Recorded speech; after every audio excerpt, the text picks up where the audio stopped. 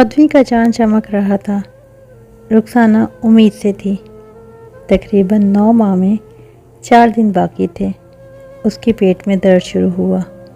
اس نے اپنے شوہر شہزاد کو تکلیف کا بتایا۔ اس نے فوراً اپنے چھوٹے بیٹے عمر کو دائی کو بلانے بھیجا۔ وہ بھاگا اور گلی کی کونے والی غفران دائی کو گھر بلا لایا۔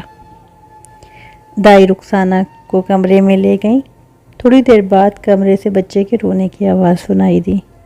دائی نے رخسانہ کو بیٹے کی مبارکباد دی اور ساتھ ہی افسردہ لہجے میں بتایا کہ بچہ نہایت کالی رنگت کا ہے۔ رات کے اس پہر کھڑکی سے آتی ہوئی چاند کی روشنی بچے کے چہرے پر پڑ رہی تھی، جس کی وجہ سے اس کا چہرہ جگمگا رہا تھا۔ ماں نے اپنے بیٹے کی جانب دیکھا اور اس کے چہرے کو دیکھ کر مسکرائی اور بولی، میرے چاند، اور پھر جھک کر اس کے ماتھے پر بوسہ دیا۔ شہزاد دروازے کے پاس کھڑا کھڑا دائی کے باہر آنے کا انتظار کر رہا تھا۔ دائی بچے کو اٹھا کر باہر آئی اور اسے دکھایا اور ساتھ مبارکباد دی۔ بچے کی کالی رنگت دیکھ کر اس کے ماتھے پر پل پڑ گئے۔ دبے ہونٹوں نے خیر مبارک کہا اور منہ پھیر کے آگے بڑھ گیا۔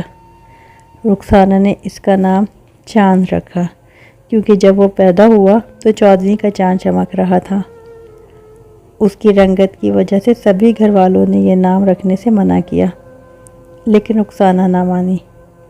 جو بھی اسے دیکھنے کو آتا اس کی کالی رنگت کا مذاق اڑاتا، جبکہ اس کی ماں بیٹے کے نئے نقش کی خوبصورتی بیان کر کے متاثر کرنے کی کوشش کرتی۔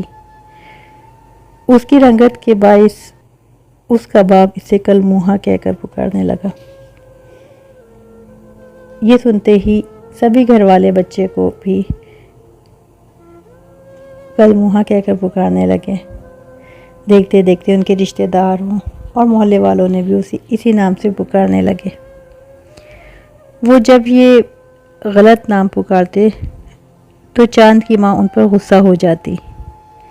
جب اس کی عمر 3-4 سال کو پہنچی تو وہ کھیلنے کے قابل ہوا تو باہر بچوں کے ساتھ کھیلنے لگا، لیکن بچے روزانہ اس سے کالی رنگت کے طعنے دیتے اور مار بھگاتے۔